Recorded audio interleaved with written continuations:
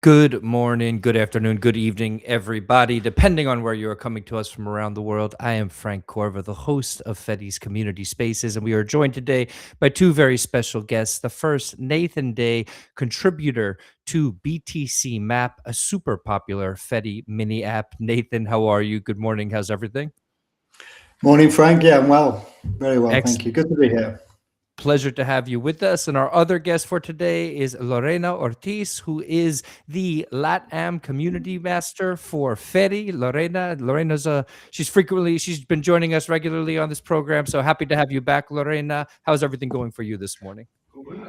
Thank you very much, Frank. I'm very good. Thank you very much. I'm exploring some parts of Latin America as always. Right now, I'm in Colombia, but heading to Lima, Nice. Peru for our next conference where we will be participating. And it's very good to be with you today. Amazing. Good to be with you too. And Lima, what's going on there? Is it something to do with the Motive team or something separate from that? Yeah, we will be helping them in some universities, and also we will be attending to a conference that is the Blockchain Summit Latam conference in Lima, Peru. So yeah, both things we will be Amazing. doing. Well, good stuff. Excellent. Nathan, super excited to have you here. We were talking a little bit off camera. You don't do a ton of press, but what you've created or what you've helped create with BTC Map is something that oftentimes when I speak with community members or different people from communities from around the world that I speak with and interview frequently, when I ask them what are the sort of go-to mini apps in Fedi, BTC Map is one of them. So we really appreciate that, and we're excited to have you here to talk a little bit more about it today. But before we get into BTC Map and all things Bitcoin, I wanted to touch a little bit on your background. You've been in the tech space for longer than Bitcoin has been a thing, for about 2.5 decades. So maybe let's start there with just your experience as a developer before we dive into BTC Map. Yeah, so I've been in tech for forever, basically. So I was one of those kids that used to get kind of coding books for Christmas and write, Commodore 64 video games by copying out, BASIC and stuff. So yeah, sort of been into tech from the early days. I remember getting first modems and downloading games that would take 3 hours and hog the whole phone line for half a day or whatever. So yeah, following that, went through sort of formal education, came out the end of a physics degree, and I was doing some computer science as part of that, and decided just to start working in the IT space. So not necessarily developing, so more around kind of product management and more Latin. Oh, I think we froze for a second there. Lorena, is that just me or Nathan as well? After the I think it's Nathan. Yeah. Okay. Sorry. In the middle of that. I love sorry, Nathan, I think we lost you for a second, but you were talking. back. Yeah, you're good. Your physics degree, and then you were talking a little bit about after that. Yep. Yeah, and then just went into the corporate world. So started off working for a large IT consultancy globally, then went to a smaller kind of VC-backed business, which taught me much more reality about running a software business. And then me and a couple of other guys then established our own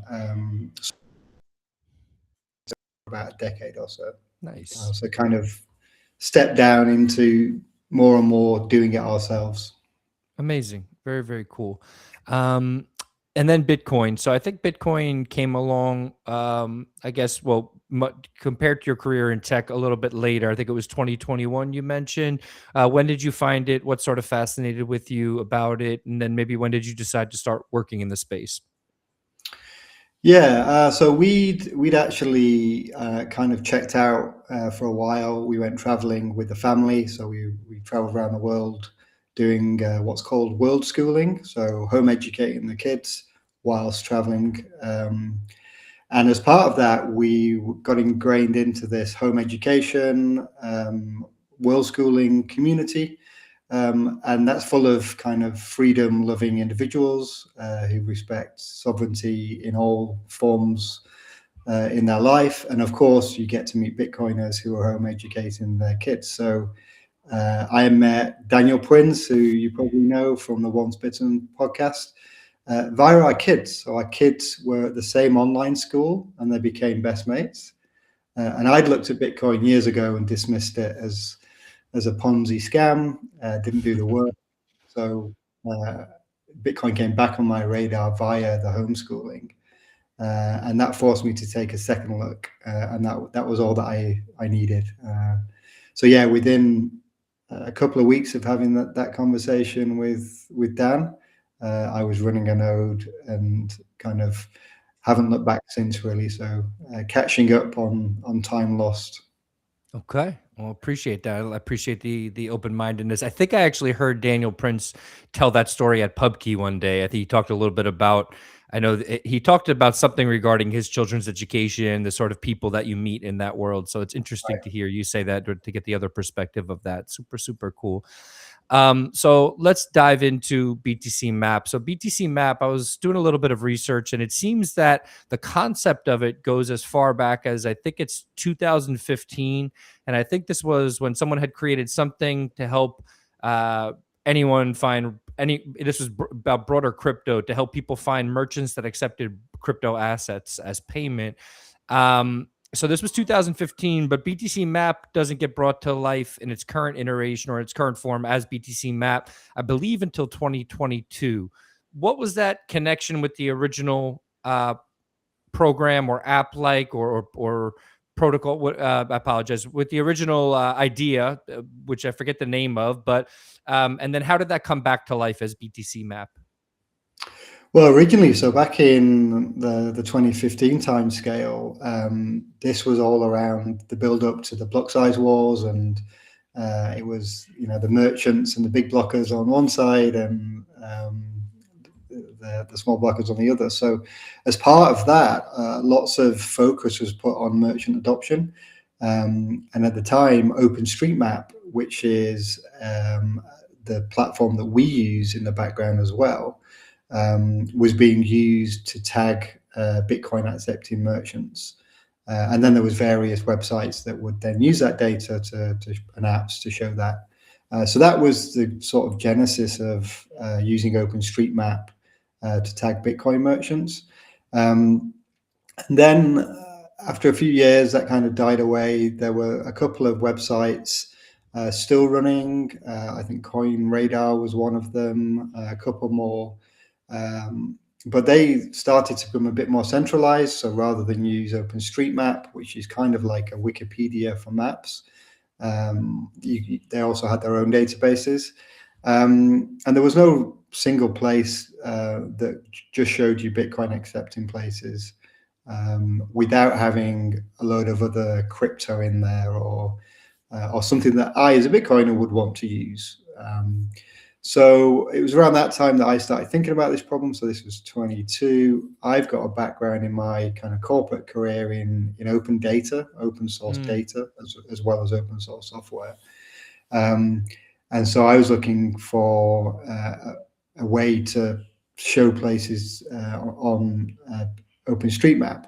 And it was at that point I found the other co-founder of BTC Map, who'd started working on the same problem as well. So we kind of joined forces, and then the project grew from, I'd say, 2022, August 22 onwards was when I got involved, and that's when the web app started to get deployed, and we started to attract additional contributors as well. So now it's a real community project. We've got not only software engineers from all over the world, but I guess more importantly, we've got data maintainers and contributors from all over the world that are maintaining their own data sets, because that's one of the real benefits of having all of the data open and editable. It means that community managers, community members can maintain their data, because it's not our data. We just provide some tooling to make that job easier. The data should be maintained as locally as possible to the merchant. Appreciate that. I want to actually jump ahead to talk about these merchants and the amount of people who are not just using it to the capacity that you're talking about with, holding their own data, but also just the amount of merchants that seem to be coming online. And Lorena, I want to go over to you here. One of the reasons I thought to invite you on to be the guest here as the LATAM community manager is because I remember speaking with the team from Bolivia's Bitcoin research, and they were talking about the amount of merchants they'd onboarded. I think it's over 100 merchants in Bolivia. And they just seem to be sort of plowing forward with this. And I wanted to one, highlight the work that Bitcoin Bolivia is doing in onboarding these merchants, but then also talk about maybe some other places in the world where you feel like people are really utilizing BTC Map as a tool. Because I think in a certain way, there's a certain thing with Bitcoiners where they're a bit of a silent majority. Maybe there's more people that hold Bitcoin than are really loud on Twitter or Nostr or other social media. And I think having this signal saying we accept Bitcoin is a good way to attract people to your business. So where else are you seeing this sort of people tagging their businesses? What other countries in Latin America are we seeing a lot of adoption when it comes to BTC Map? Absolutely, Frank. Well, starting from my personal point of view, Nathan, BTC Map was one of the first tools that I used when I had the Bitcoin Embassy Bar in Mexico City. And also, I realized how many people actually were using and accepting Bitcoin as a payment inside my own city. So that was a very nice way to discover more businesses and more people that were actually already doing what I was trying to do also. But right now, one of the most amazing use cases that I have found is in Ecuador, because it's not a country that is especially in the spotlight, maybe of the Bitcoiners and the Bitcoin community. But actually, I was very surprised that there are a lot of entrepreneurs that are very close to our growth partner in that country that are already starting to list their own businesses, and they are very interested in accepting Bitcoin. So that would be a highlight. And also another country that is very Bitcoiner and is very interesting in listing their own businesses is maybe in Argentina. And every time that I travel to any part of Latin America, BTC Map is a very useful tool. Okay. Appreciate that. I know that, Nathan, you've spoken about this next phase of Bitcoin adoption, and obviously Bitcoin BTC Map is a big piece of that. And the concept that you've put forward is that SPEDN is the new HODL. And so let me spell that out for people who might not be as familiar with these terms. SPEDN is a play on the word spend, so SPEDEN. Sorry, SPEDN is the new HODL, and then HODL. Some people say hold on for dear life, but holding your Bitcoin, not necessarily using it, just holding your Bitcoin. But there is this concept of, for Bitcoin to fully succeed, it can't just be a store of value. It has to be used as money. And I think it's really important that you've brought this concept up. You gave a great talk about this at BTC Prague. And I think that we're seeing this idea catch on in some places in the world, in some countries, in some jurisdictions, but not necessarily in all places yet. Nathan, where do you see this happening most? The SPEDN, as there are more people spending Bitcoin, and then what do you think it's going to take for that process to accelerate? Yeah, so I mean, the merchant density on BTC Map gives you a really good guide as to where those places are. There's more and more circular economies kind of coming up all over the world, particularly in LATAM and in Africa.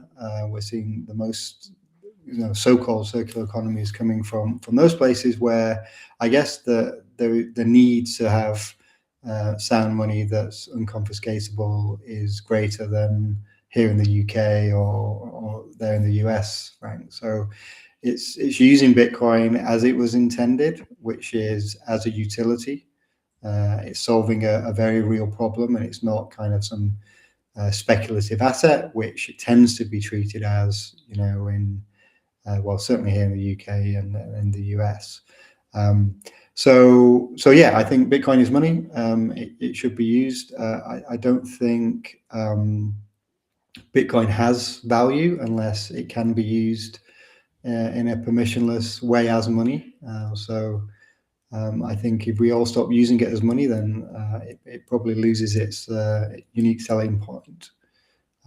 So yeah, that's why I'm personally involved in BTC Map to try and further that cause and kind of dispel some of the myths around, the HODL meme. People think other people are crazy because they're spending, the best money that's ever existed, and if you buy that coffee now, it's going to cost you, the cost of a car in 5 years' times or whatever. But I think lots of those things sound plausible, but on closer inspection, if you actually dig into it, they're not very logical at all. If you're going to buy the thing anyway, it's irrelevant whether you bought it in Bitcoin or in dollars or pounds, because if you have the dollars and pounds anyway, you're short Bitcoin. So we're just trying to unravel some of these memes that have got stuck in people's heads, and try and just encourage people to use Bitcoin for what it's supposed to be used for. Okay. A follow-up question, if you don't mind there, Nathan. Do you think regulation at all would play a part in making people view Bitcoin as money? So here in the United States, for example, I've been a part of the push for like the de minimis exemption. So if you're spending Bitcoin, you wouldn't necessarily have to report a capital gains tax on that. Do you think that for, let's just say, I say this lovingly, but let's say the normies, for the people that might be a little bit more worried about stuff like capital gains, as I said, do you think that that might be a part of the equation? But also, even just government saying, you know what, Bitcoin is money. It is a money that you could spend. And I think maybe in conjunction with what we're seeing with like the Square terminal rollouts, where now Jack Dorsey's company Square is enabling merchants to more readily accept Bitcoin. Do we just need to sort of normalize it? And does regulation play any sort of role in this process? Yeah, so we absolutely have to normalize it. Regulation helps. So I think that's part of the reason Square chose to deploy when they did. They could have done that arguably 5 years ago. Lightning probably wasn't quite there, but they could have done it sooner than they did. But I think the regulatory environment in the US sort of enabled that for them to do more easily. So, and I think, tax treatment, particularly in the US, prevents people or puts another barrier in place for people to convert out of Bitcoin or dispose of Bitcoin. So yeah, I think regulations help, but then on the other side of it, I always say, well, what would the cypherpunks do? They would say, I don't recognize your taxation system, and I'm going to spend this money because you can't stop me. And so I think both of those attitudes need to play, in parallel to each other. I think that's a really good point. Lorena, I saw you sort of smiling and nodding along, so I'm going to come over to you on that point. I don't think that, so you're going to Peru, for example, and we know, I think the team at Motive, which we've had on the program here, I think they've helped to establish 14 different circular economies in Peru. Now, my guess is that the people in the Andes aren't necessarily thinking to themselves, what would the cypherpunks do? But they are just simply using Bitcoin because it's a tool for them to use. Can you speak to that a little bit, if you don't mind, Lorena? Yeah, sure. It's very interesting that we always consider our personal point of view or like what is surrounding us, right? But it's very enlightening when you see different kind of uses that you have never even considered, like all the social kind of layer that we can apply Bitcoin to, like what Motiv is already doing in Peru. All these people that have no easy access to money, any kind of bank account, some of them can't even read very, very good. So having this kind of uses, having this kind of places where they can find a freedom kind of expressing, a freedom kind of growth using Bitcoin, and not the original or the traditional banking system, or the regional or the traditional kind of money. We can find Bitcoin as a way of freedom in this kind of places too. Yeah, appreciate that perspective. Thank you, Lorena. I want to bring up something that Lorena mentioned too. We were talking a little bit about how some businesses don't necessarily have a physical geographic location. And she was wondering if there were ways. So, Lorena, maybe you could explain what you mean by that. So, maybe it's a service they provide where they're not necessarily listing a place because that service can be provided in multiple places. How can those people then become share their services or help? How can they be found on BTC Map? Lorena, please feel free to follow up with that question. Nathan, this is to you, but I just wanted to sort of bring this up because I thought it was a really good point that Lorena brought up. Yeah, and a small like situation that we have found on the ground is that there's a lot of people that are actually like selling things that, I don't know, produce T-shirts, or are lawyers or dentists or hairstylers that go directly to your house, and they want to start accepting Bitcoin too, and they are already doing, or they are already doing it, but they don't have like a geographical location in a place. So that's an issue that some of the communities are facing right now, and they are starting to think maybe they should start creating a kind of directory where you can find different kind of services and different kind of people that could be also contact some other way. Our growth partner in Ecuador has already even suggested maybe uh, placing his office like this point where they can list their businesses, but I'm not sure if that's something that is doable, Nathan. Maybe I don't know if BTC Map would be like, what is going on here, why are like 10 or 12 different kind of businesses in just one location. So yeah, that's an issue that I just wanted to come out with, and I don't know, I wanted to know your answer to this. Yeah, sure. It's actually one of our most requested features because you're right, unless you have a physical location, that is a requirement of OpenStreetMap, which is the geographical service that sits behind us. And so, yeah, if you piled a load of places in a single geographic position, then they would get removed pretty quickly. Um, yeah, because we can't do that as part of the OpenStreetMap integration, we do actually have it on the roadmap to integrate it at the BTC Map level. And there's quite a neat kind of tie-in with all of the community areas that we have. So rather than say, this is my fixed location, you would select one or more communities that you serve. So if you're a hairdresser in Bitcoin in Berlin, in El Salvador, and you cover that entire town, then you would be listed as a service within that area. And we could add more areas as well. So you could add whole country areas or regions. So yeah, coming soon, but it has been coming soon for a while now. So please be patient. I think we say 2 weeks. It's 2 weeks away. He's working on it. No, it's 2 weeks, we're yeah. It's on the way, but that's good. Yeah, I think that's really important. When Lorena mentioned that she was curious about that, I thought it was really important to bring up, as I know a lot of people who work in such a manner, and I think that will be hugely beneficial to them.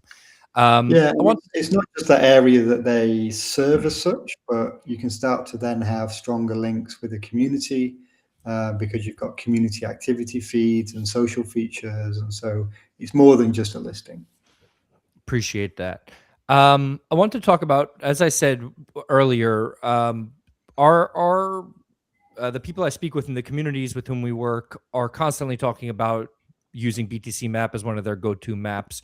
And I want to talk about BTC Map as a mini app within Fedi in particular, or specifically, meaning what are the specific benefits that come with having this as an app within the Fedi ecosystem? And I'll do this to Lorena and to Nathan. In your opinion, versus having this separately as an app, and it obviously has a ton of value in that regard. But certain apps, I think, also are sort of special when used within the Fedi ecosystem. For example, if you have an app like we had the guest from Tando on, so being able to use an app like Tando, which lets you pay from a Lightning wallet and have it settle over fiat monetary rails or payment rails, it's easier to not have to leave the app to then go and make a payment. With something like BTC Map, what do you think the main benefits are? I'll start with you, Nathan, then we'll go over to Lorena.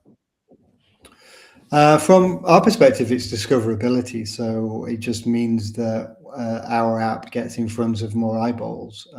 So that can only be a good thing from our perspective.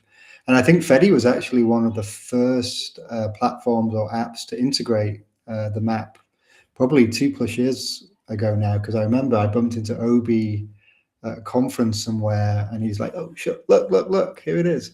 And yeah, there was bugs all over the place. It barely worked, but you guys had put it in your app store, in your mini apps, and now it's much better. And because you've embedded the web app, every time we make a change, which is almost daily, we push updates, new features, bug fixes, whatever. It automatically updates in your app in real time, and so that means that your users get those benefits without you guys having to do anything. Amazing. And Lorena, over to you on that. What do you think one of the biggest benefits to having it within the Fedi ecosystem is? I think one of the best things of having mini apps is that users sometimes don't have enough space, enough enough space in their cell phones to have different kind of apps. And sometimes where they are beginners, they are newbies in Bitcoin. Sometimes people forget, oh, what was the name of this app that was amazing, because I could find places where I could pay with Bitcoin. And having something as special as BTC Maps inside a community page inside Fedi provides this easy access to the people, so they can remind and recall every time that they want to search for some place to use their Bitcoin.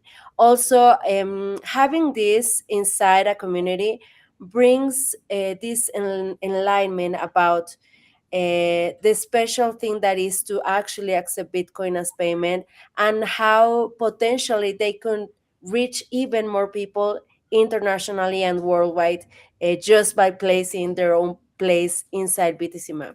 So this is something that our communities are already working in, to incentivize this, to show the businesses that are locally operating how special and how good it is to list their own business, and to let the world know that they are there and they exist there, and that anybody from any place can come and be the new customer.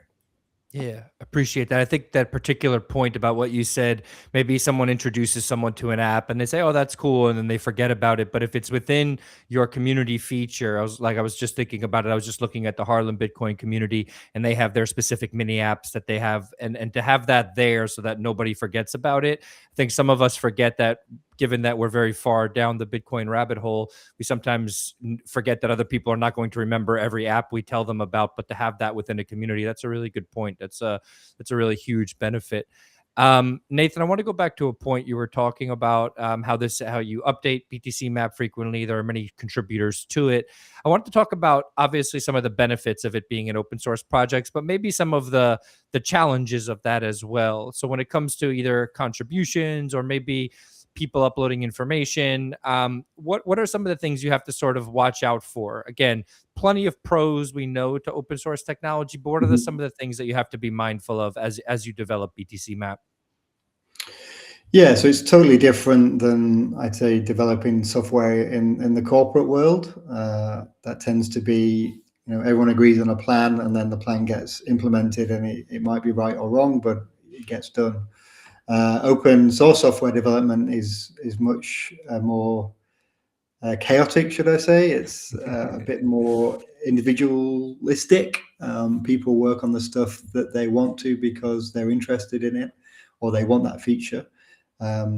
So yeah, it's I actually enjoy that chaos as opposed to the kind of more regimented software development.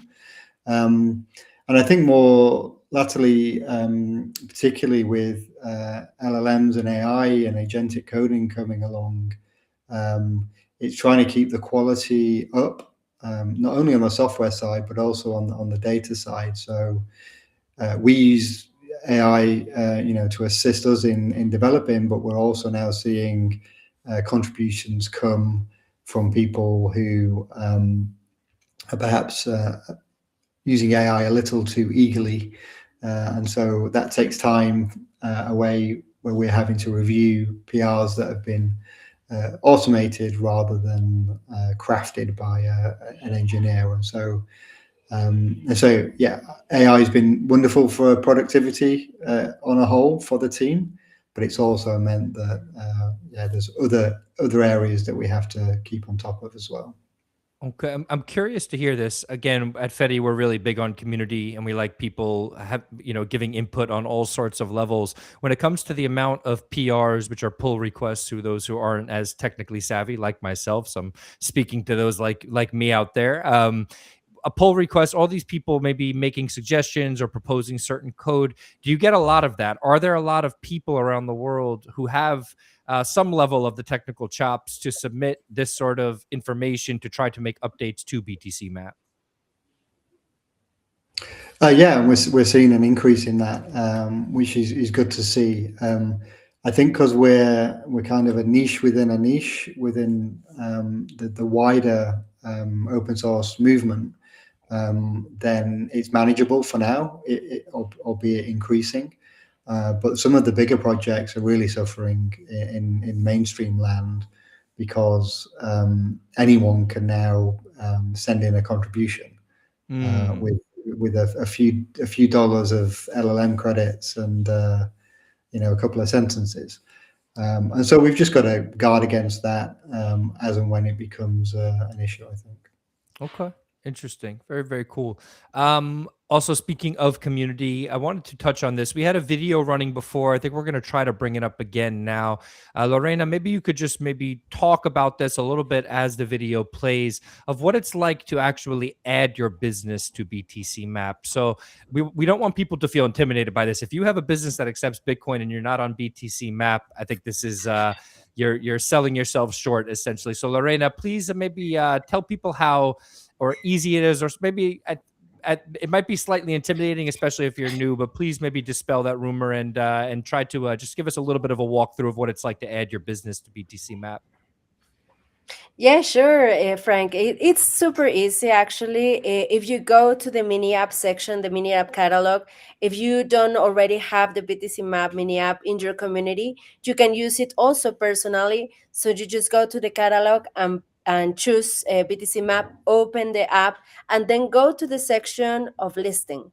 After that, you just need to place or locate the location that is around you, and then find the spot where your actual business is, and then place the small dots over that location, and then you will see the exact geographical location. You just have to confirm it, then enter the name of your business, enter the category where it can be listed, and also select if you receive on-chain payments, if you receive Lightning, if you receive contactless also. And other information also is very important to place, maybe your phone number of your business, and also provide an email, because BTC Map will send you like a confirmation email to check out if the listing is right, if the information is right, and you need to confirm this to actually be listed in BTC Map. And yeah, basically that's it, and super easy. Some businesses haven't received the email yet, but if you don't receive it, sometimes you need to do maybe twice this listing, but you will receive it at the second time for sure. And once you click, it's a confirm button in the email. Once it's confirmed via the email, you're up and running on BTC Map.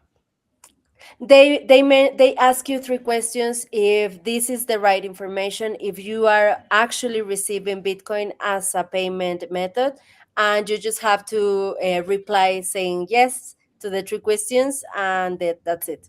You will be listed Perfect. there. Sounds good, Nathan.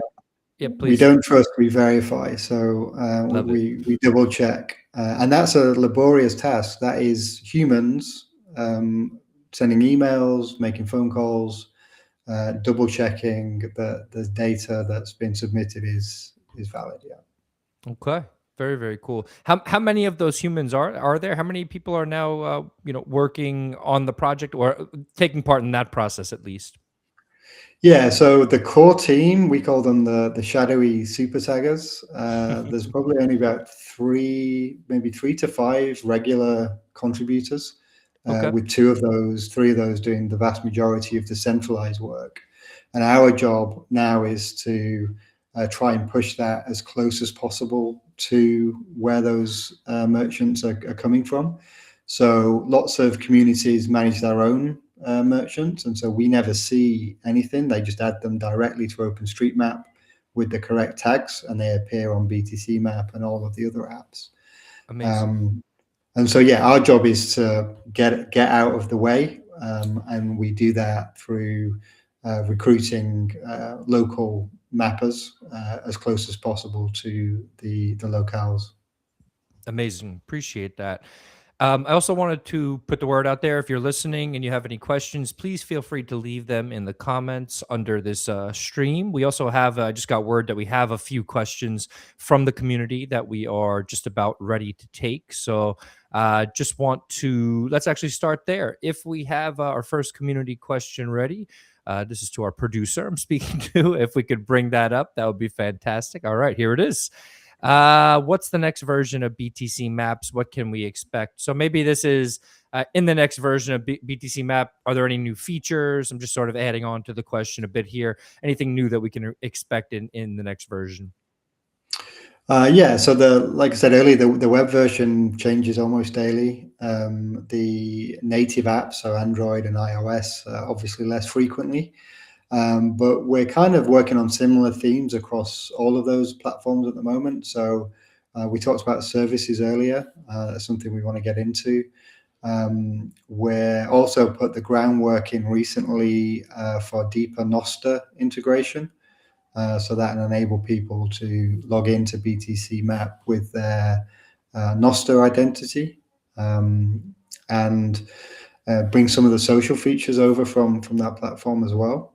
And then more generally, just more customization. So whether that's an end user, where you can see a customized feed for your community, or a customized feed for your favorite places, so you can see the activity of those places, but also from a merchant perspective as well. So right now, every merchant has a standard page.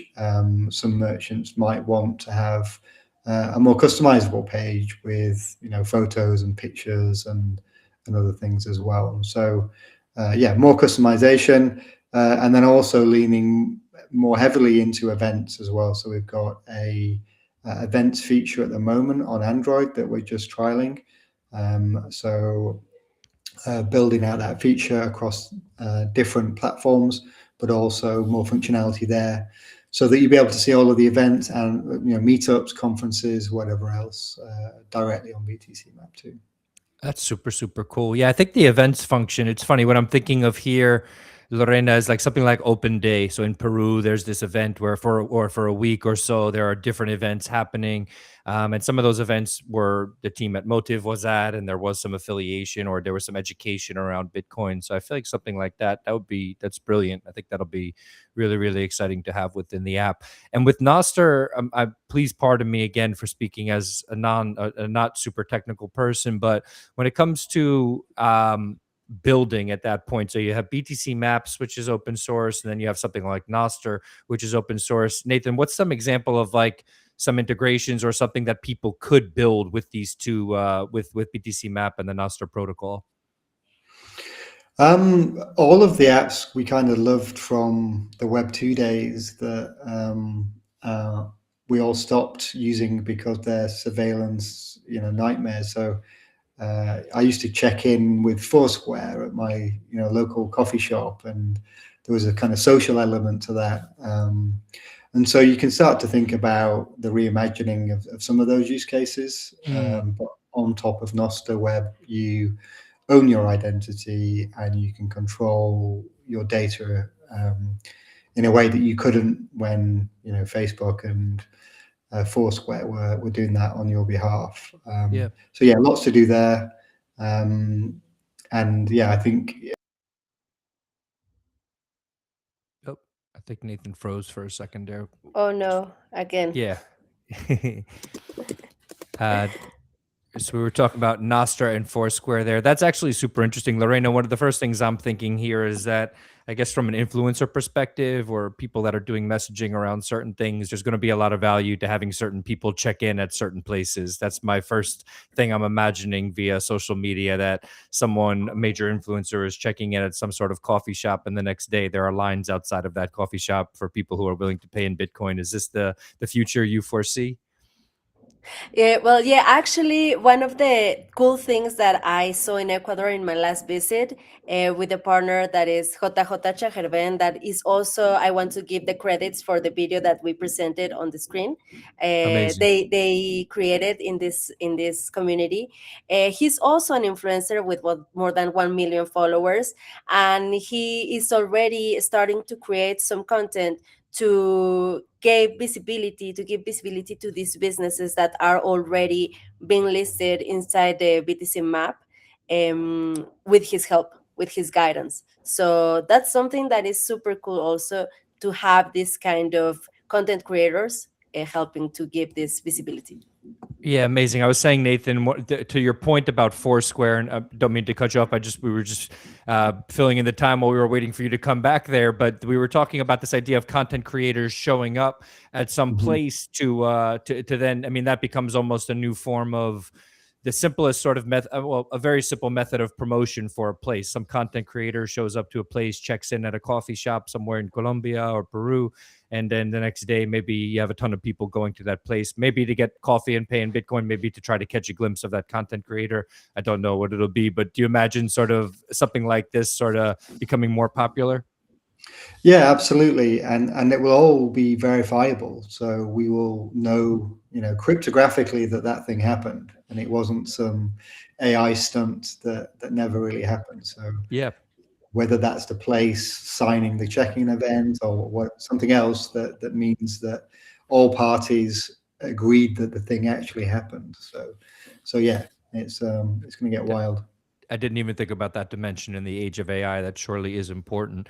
Let's go to the next question. Yeah, next question from the community. I think we had two more we wanted to touch on here. Let us take that next one. Can you share any success stories of merchants who got listed to BTC Map? Lorena, do you mind if I go? I'll start with you on this. Nathan, I'll come to you afterwards. Maybe the first thing that comes to mind, sort of a major story, maybe a business that was struggling to gain some traction, and then because they listed on BTC Map, they all of a sudden had a broader clientele base or more people who wanted to show up to buy their product or service. Lorena, over to you first. Well, personally, I experienced that. Lots of people, lots of people actually arrived to Bitcoin Embassy Bar because they found it on BTC Map, stayed very close to it. On the other side, for an example, in Peru, there is a shoemaker that is actually collaborating with a Motif organization, and he's already also listed in BTC Map. There are a few stores that actually also operates and accept Bitcoin in this organization in different locations. And every time that a Bitcoiner is maybe in Cusco, they can find a hotel that is already listed there. They can find a store that also is already listed in BTC Map. And that's a very cool thing to do when you go to somewhere and you are trying to find a cool place where you can find a Bitcoiner. Yeah, very, very cool. Nathan, to you, maybe a story that comes to mind. I'm sure you've heard a story or two of somebody who's greatly benefited from BTC Map existing. Yeah, I think it kind of scales up as well. So there's individual merchants, but then there's when you start to get 2 or 3 or 10 or 20, and you have places like Bitcoin Akasi, for example, down in South Africa, and a few of those other circular economies, is that they then start to pull in people en masse, really. So we have Bitcoiners looking where to go on holiday, and they're using BTC Map to to see where the places that have the most density. So they go to Akasi, or they go to Bitcoin Reef, which is Curacao, the Dutch Caribbean island. Right. They've got north of 100 merchants or so now. So you can go on holiday there. You can spend Bitcoin the entire time you're there. So we're seeing these places now pop up and stay up, importantly. And so, yeah, that really fills me with joy when I see these places come up. I guess selfishly, so I can go visit them, but also, for the wider mission as well. Yeah, there's sort of like that concept of nothing attracts a crowd like a crowd. So the more of these shops we see pop up, the more end up popping up. So that's really cool. I hadn't thought about it like that. That's exciting. Yeah, I and it's think we had, often just finally on that one. It's often, please. and we're talking about showing people that the app within Fedi. One of the best ways to onboard a new merchant is to show them the map and say, look at all these people around you. They accept Bitcoin. Love it. Still, most don't. Do you want access to new customers? And of course, any sound business person will say yes. Very exciting. Yeah, that's super cool. Let's get to the last question, Nathan. I want to be mindful of time. I know you have a hard stop here. So who do I need to contact to list my mini app? I think that's a good question. I'm not sure by mini app. I'm not sure if they mean business, but just in case that is the case. So I think that's a broader Fedi question. So Lorena, let me pass that over to you. If somebody else wanted to list a mini app like BTC Map, who do they need to contact? They can contact any of us masters, master for Latin America, master for Asia, or master for Africa. Our contacts are public in the webpage of Fedi. That way we can review, we can check out what mini app they have in mind, what mini app they have been developing, and we can check out if it's a fit for listing in our catalog. I think that's the best way to go in case that you Okay. have a mini app that you want to list. Yeah. And how long does that process usually take? From my side, if the project is ready to go, sometimes it takes a week. Okay. Maybe if the project is not bullish, if it needs some work to do, maybe it can take a month.